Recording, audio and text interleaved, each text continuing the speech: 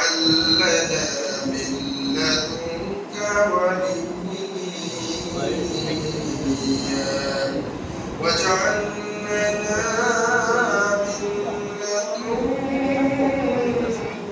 نصيرا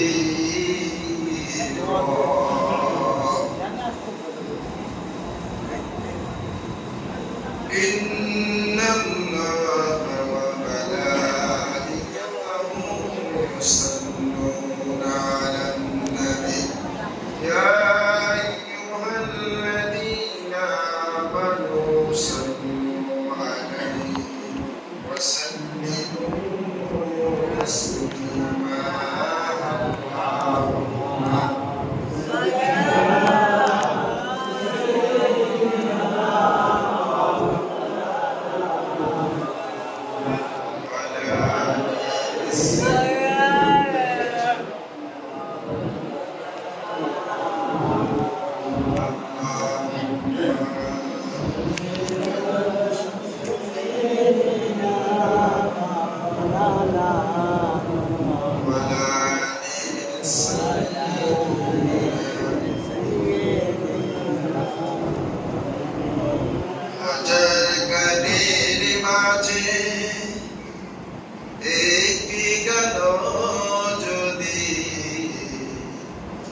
হাজার গানের মাঝে একটি গান যদি আল্লাহর কাছে প্রিয় হয় সেই তো খুশির কথা সেই তো সফলতা ঠিক না সেই তো খুশির কথা সেই তো সফলতা চাওয়া পাওয়া আর কিছু নয় চাওয়া পাওয়া আর কিছু নয় আল্লাহুম্মা সাল্লি আলা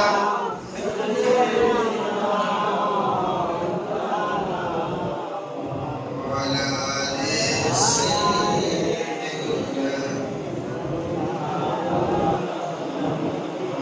আমার কোন গানে কোন সুরে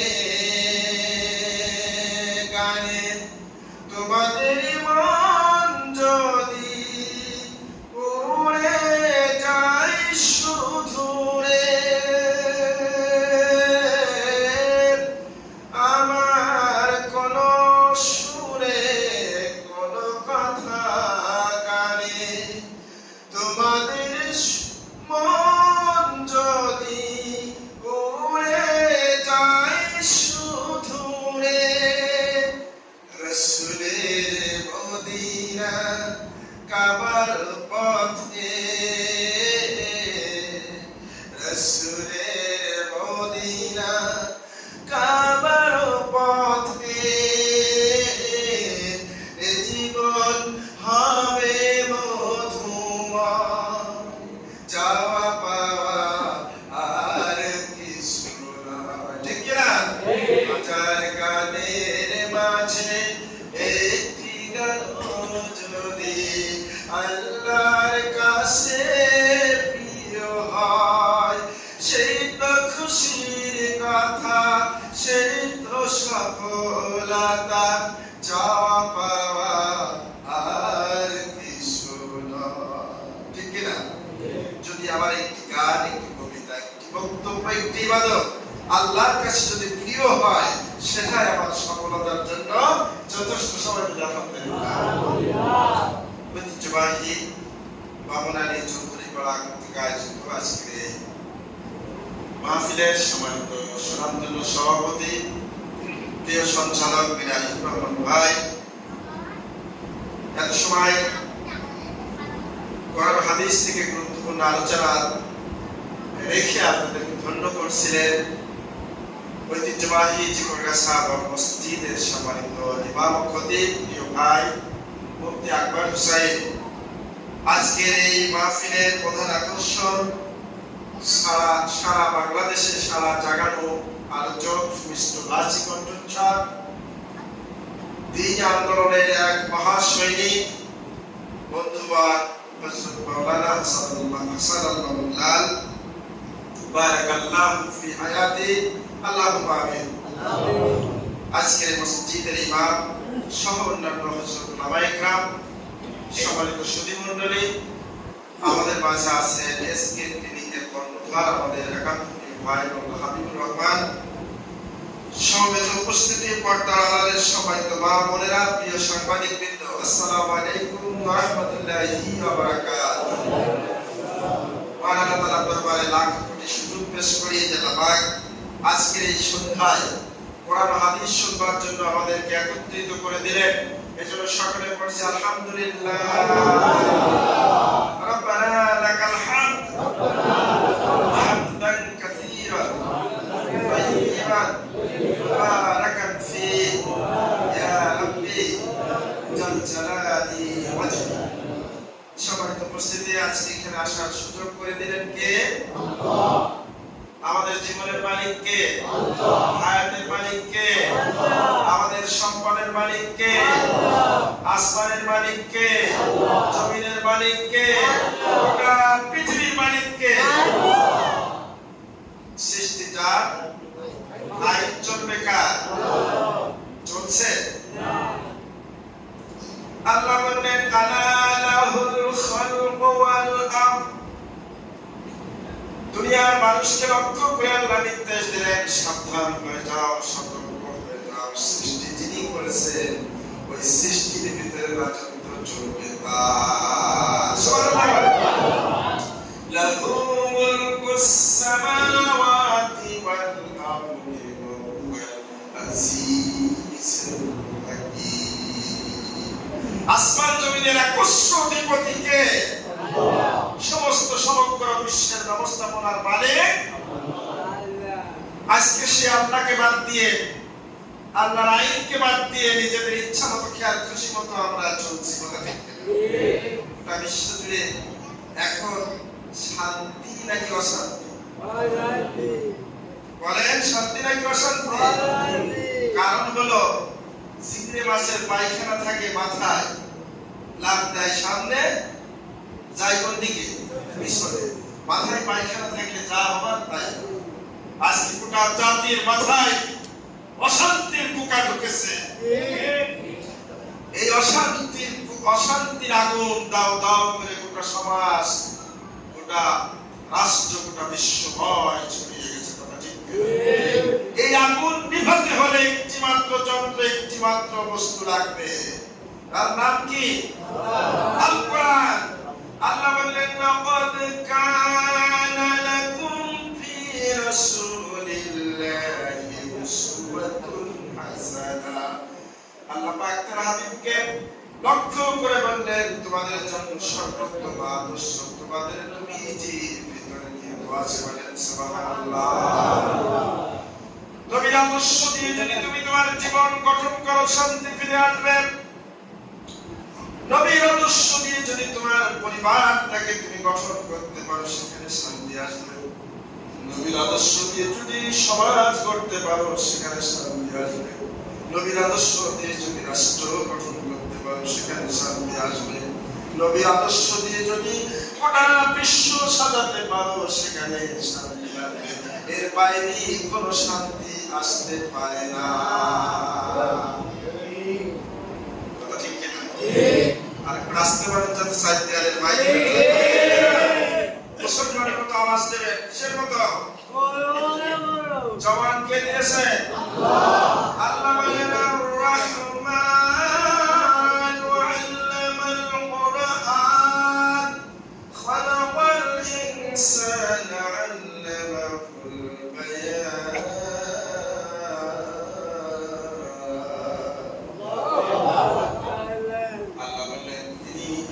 তোমাদের জন্য সব থেকে দয়ার পরশ, তোমাদের জন্য সব থেকে মেহেরবানি তিনি করেছেন, তোমাদেরকে কোরআনের জ্ঞান শিক্ষা দিয়েছেন। বলেন সুবহানাল্লাহ। আল্লাহ তোমাদের জন্য আমার সব থেকে বড় ইহসান হলো আমি তোমাদের কোরআনের জ্ঞান শিখিয়েছি। আসলে কি আমরা কোরআনের জ্ঞান শিখছি? কয়জন শিখছি? এরপরে আল্লাহ বলেন আল্লাযী খালাকাল ইনসান, আল্লাহ বলেন আমি মানুষ সৃষ্টি করেছি, আল্লামাহুল বায়ান, আমি তাকে বর্ণনা শিখিয়েছি, কথা বলা শিখিয়েছি। বলেন সুবহানাল্লাহ। এর অর্থ হলো যে মানুষের জবানি শক্তি দিয়ে, অর্থ হলো ওই জবান দিয়ে আল্লাহর কোরআন তেলাওয়াত করবে। বলেন সুবহানাল্লাহ। সেই তেলাওয়াত আছে আমার ভাইরা। আজকে আমরা ইসলামের কিছু দিক নিয়ে আসি, আর সমগ্র দিক আমরা বাদ দিয়েছি। আল্লাহ বলেন আফালা তুমিনুনা বিবাদিল কিতাব ওয়া তাকফুরুনা বিবাদ, তোমরা কি কিতাবের এক অংশ, কিছু অংশ মেনে নিবে আর কিছুকে প্রত্যাখ্যান করবে? হবে নাকি কোরআন মানতে হবে? বুঝতে কয় খরচ? তিনটা পালন করলে উঁচু হবে? মনে করলেন তিনটা করলাম, পাটা ধরলাম, উঁচু হবে? আমার ভাইরা, ইসলাম হলো কোরআন আর হাদিসের উপরে। আল্লাহ পাক কোরআন আর হাদিস, কোরআনের ভিতরে 504টি আইন দিয়েছেন। কয়টি বলেন? বলেন কয়টি? 504টি বিধান দিয়েছেন। আমরা মনে করি নামাজ, রোজা, হজ, যাকাত হয়ে গেল, আরো 504টি আইন যদি কেউ অস্বীকার করে, ওই ব্যক্তি কিন্তু কুফরি করলো। وَمَنْ لَمْ يَحْكُمْ بِمَا أَنزَلَ اللَّهُ فَأُولَئِكَ هُمُ الظَّالِمُونَ। আল্লাহ বললেন যারা আমার বিধান নিয়ে বিচার করে না, ফয়সালা করে না, সমাজ গঠন করে না, পরিবার চালায় না, রাষ্ট্র চালায় না, আল্লাহ বললেন ওরা হলো জালেম, ওরা হলো অত্যাচারী। তাই আল্লাহর এই জমিন, আল্লাহর এই সমাজ কি দিয়ে চালাতে হবে? কি অবস্থা সমাজের আজকে দেখেন। সূরা নিসা কি বলতেছে? আল্লাহ বলেন ওয়া লাকুম লা তুকাতিলুনা ফি সাবিলিল্লাহি ওয়াল মুস্তাদআফিনা মিনার রিজালি ওয়ান নিসাই ওয়াল বিলদান আল্লাযীনা ইয়াকুলুনা রাব্বানা আখরিজনা মিন হাযিহিল ক্বরিয়াতিল যালিমি আহলুহা। আল্লাহ বললেন তোমাদের কি হলো? তোমরা আল্লাহর রাহে সংগ্রাম করো না, লড়াই করো না, জিহাদ করো না। কাদের বলছে? বাসাই করি না, সবাইকে বলছে। মুসলমানের মতো কথা বলবেন, কাদেরকে বলতেছে? আল্লাহ সবাইকে ডাক দিয়ে বললেন তোমাদের কি হলো? তোমরা লড়াই করো না, সংগ্রাম করো না, জিহাদ করো না। সেই সমস্ত নির্যাতিত নারী, পুরুষ আর শিশুরা যারা চিৎকার দিয়ে বলছে রব্বানা আখরিজনা মিন হাযিহিল ক্বরিয়াতিল যালিমি আহলুহা, আল্লাহ এই সম্প্রদায়কে জনপদ থেকে আমাদেরকে বাহির করে নিয়ে যা, যে জনপদের অধিবাসী আমাদের উপর অত্যাচার করছে। অত্যাচার হয় না? যখন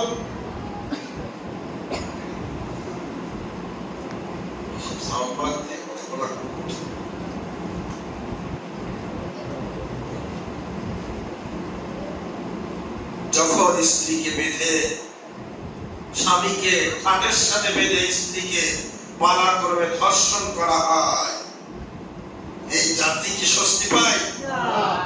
যখন জীবন্ত মানুষকে রাস্তায় ফেলে পিটায় হত্যা করা হয়, যখন পাবনার ছোট্ট 8 বছরের আসিয়া ধর্ষিত হয়, ধর্ষণের পরে তাকে হত্যা করা হয়, যার আত্মচিৎকারে শুধু বাংলাদেশের মানুষ কাঁদে নাই, গোটা বিশ্বকে কাঁদিয়েছে। কথা ঠিক না? এই জন্য আল্লাহ বললেন ওই নির্যাতিত নারী, নির্যাতিত পুরুষ আর নির্যাতিত শিশুরা চিৎকার দিয়ে বললেন রব্বানা আখরিজনা মিন হাযিহিল ক্বরিয়াতিল যালিমি আহলুহা। চিৎকার দিয়ে বলছে আল্লাহ এই জনপদ থেকে আমাদেরকে মুক্তি দাও, আমাদেরকে বাহির করে নাও। যে জনপদের মানুষ আমাদের উপর অত্যাচার করে, জুলুম করে, নির্যাতন করে, আমাদেরকে শান্তিতে রাখে না আল্লাহ, তোমার পক্ষ থেকে ওয়াজআল লানা মিন লাদুনকা ওয়ালিয়্যা ওয়াজআল লানা মিন লাদুনকা নাসীরা। আমার ভাইরা, এই জনপদের নির্যাতিত মানুষগুলি আল্লাহকে ডাক দিয়ে, চিৎকার দিয়ে আল্লাহকে ডাক দিয়ে বলতেছে, আল্লাহ এই জনপদ থেকে আমাদেরকে মুক্ত করো। যে জনসম্পদের মানুষের আমাদের উপর অত্যাচার করে, আমাদের ঘুম খাওয়া দাওয়া হারাম করে দেয়, আমাদের উপরে চাঁদা প্রয়োগ করে, আমাদের উপর জুলুম করে, নির্যাতন করে, নিষ্পেষণ করে, আমাদেরকে হত্যা করে, জেল জুলুম দেয়, এই জনপদ থেকে আমাদেরকে বাহির করো, অথবা তোমার পক্ষ থেকে অভিভাবক আর সাহায্যকারী প্রেরণ করো। কি মুক্তি কোনো পথ আছে নাকি? আছে মুক্তির কোনো পথ? গোটা বিশ্বের নির্যাতিত মানুষকে মুক্তি করার জন্য নবী মুহাম্মদ রাসূলুল্লাহ সাল্লাল্লাহু আলাইহি ওয়াসাল্লাম এক শান্তির বার্তা নিয়ে এসেছিল। কথা ঠিক কি না? ভাই আমার, বিশ্বনবী যখন পৃথিবীতে আসলেন, আসার সঙ্গে সঙ্গে তদানীন্তন লাখ উজ্জার যত মূর্তি ছিল মাটিতে সেজদায় লুটিয়ে পড়ল। বলেন সুবহানাল্লাহ। আর আজকে মুসলমানেরা মূর্তি তৈরি করে। কথা ঠিক কি না? ঘরে ঘরে আছে না? এই যে ছবি বলেন, এই সবগুলো কি? আমার ভাইরা, আল্লাহর হাবিব দীর্ঘ সংগ্রাম করে তিনি মসজিদে মেহরাবে ইমামতি করেছেন, গোটা সমাজ পরিচালনা করেছেন। সমাজ পরিচালনা করতে করতে এক সময় আল্লাহর নবী রাষ্ট্র পরিচালনা করেছেন। গোটা মদিনাতে, গোটা আরব কান্ট্রিতে আল্লাহর নবী যখন দ্বীন প্রতিষ্ঠিত করেছে, এবার নবী ঘোষণা দিলেন, খায়রুল কুরুনি ক্বারনি, আমার যুগ হলো সর্বশ্রেষ্ঠ যুগ। বলেন সুবহানাল্লাহ। আমার ভাইরা, আল্লাহর হাবিব ঘোষণা দিলেন, আজকে ছাড়া থেকে হাজরামাউত পর্যন্ত লোকেরা যাতায়াত করবে। সাহাবীদেরকে বললেন, সাহাবীরা শুনে নাও, এমন একটা যুগ, এমন একটা সময় আসতেছে যে সময় সানা থেকে হাজরামাউত পর্যন্ত লোকেরা যাতায়াত করবে। রাতে অন্ধকারে অলক্কারে সজ্জিত রমণী একাকিত্বে একজন নারী রাস্তায় বেরিয়ে যাবে, তার সতীত্বের দিকে কেউ বাঁকা দৃষ্টিতে তাকাবে না। বলেন সুবহানাল্লাহ। সম্পদশালী ব্যক্তিরা রাস্তার ভিতরে সম্পদের পাহাড় নিয়ে বের হয়ে যাবে। এমন দস্যু ডাকাত নাই যে তার সম্পদগুলো ছিনতাই করে নিবে। বলেন সুবহানাল্লাহ। সেই সমাজটা কেমন হবে? পাবেন তাবিয়া হুদায়া ফালা খাউফুন আলাইহিম ওয়ালা হুম ইয়াহজানুন।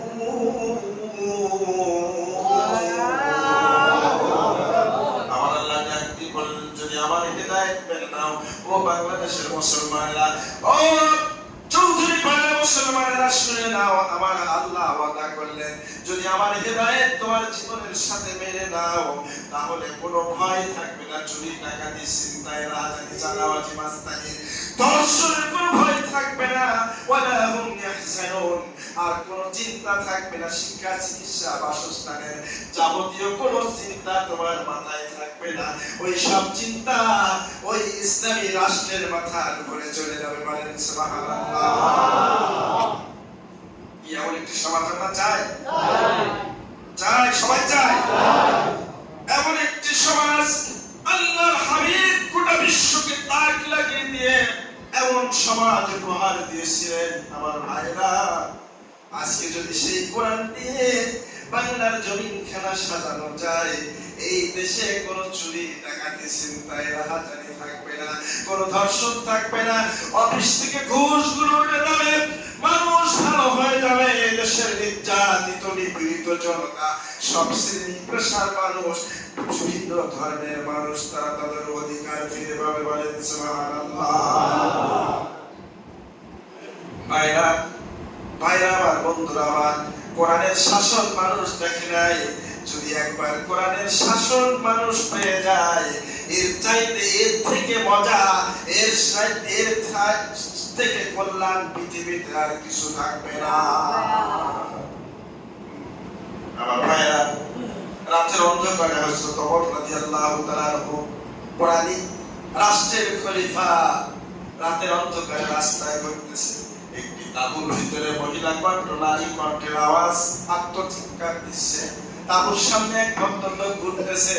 হযরত ওমর বলল, ভাই তাঁবুর ভিতরে কি সমস্যা একটু বলেন। লোকটা আগামপিত হয়ে বলে, তুমি যেখানে যাচ্ছ যাও, তোমার কাছে বলি আমার কোনো লাভ নাই। বলছে, একটু বলেন বলেন দেখি আমি আপনার কোনো উপকারে আসি কিনা। বলছে, আমার স্ত্রী সন্তান সম্ভাবনা সেই প্রসাদ বেদনায় চিৎকার দিচ্ছে। হয়েছে তো, যাও এবার কাজ দেখো।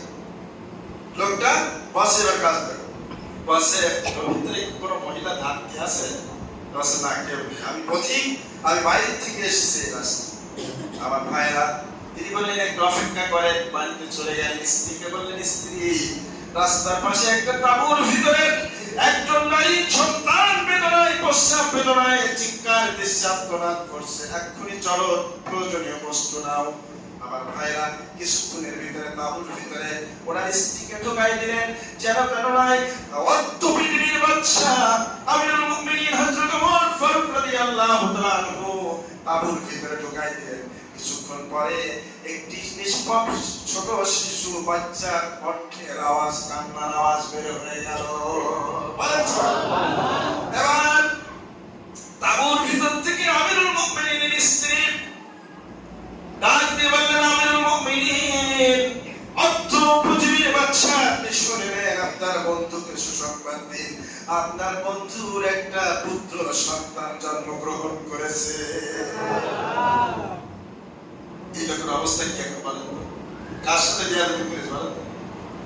আমার ভাইরা, লোকটা ভয়ে চিন্তায় থরথর করে কাঁপতেছে। লোকটি বলল, আমিরুল মুমিনিন, আমি চিনতে পারিনি, আমার স্ত্রী যখন বিপদাপন্ন, আমার মাথায় তখন কাজ করতেছিল না, আমি তো আপনাকে চিনি নাই, আর বেয়াদবি মাফ করবেন, আল্লাহর রাস্তে আপনি আমাকে ক্ষমা করে দিন। হযরত ওমর বুকের সাথে জড়িয়ে ধরে বললেন, ভাই অপরাধ তো তুমি করো নাই, অপরাধ করেছি আমি। তোমার স্ত্রী যদি সন্তান ডেলিভারি হতে যদি মারা যেত, কিয়ামতে আমি ওমর আসামির কাঠগড়ায় দাঁড়িয়ে যেতাম। আজকে সে ওমরের প্রয়োজন আছে কিনা? খোদা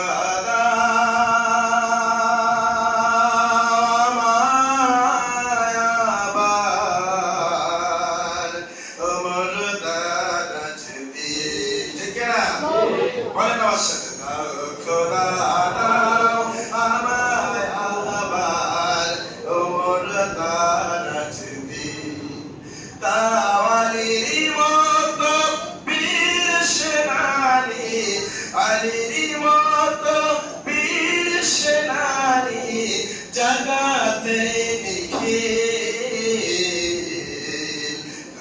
খোদা দাও আমায় আবার ওমর দারাজ দিন। ঠিক না? আমটাকে দাও ঘরে ঘরে, জীবন দিতে অকাতরে, আমার কাবা ভাঙতে, আমার কাবা ভাঙতে পাঠাও আবাবিল, দাও খোদা দাও আমায় আবার ওমর দারাজ দিন, দাও খোদা দাও আমায় আবার ওমর দারাজ দিন। নারে তাকবীর! আসসালামু মাহমুদ ভাইয়ের আগমন। সম্মানিত ভাইরা, আমি আর সময় নষ্ট করতে চাই না। আমাদের মেহমান বিশিষ্ট আলিমে দ্বীন, সারা বাংলাদেশের আলোড়ন সৃষ্টিকারী আলোচক প্রিয় ভাই হাসান আল মামুনদার, তিনি এসে গেছেন, তিনি গুরুত্বপূর্ণ আলোচনা রাখবেন। আমি আপনাদের কাছে দোয়া চাই।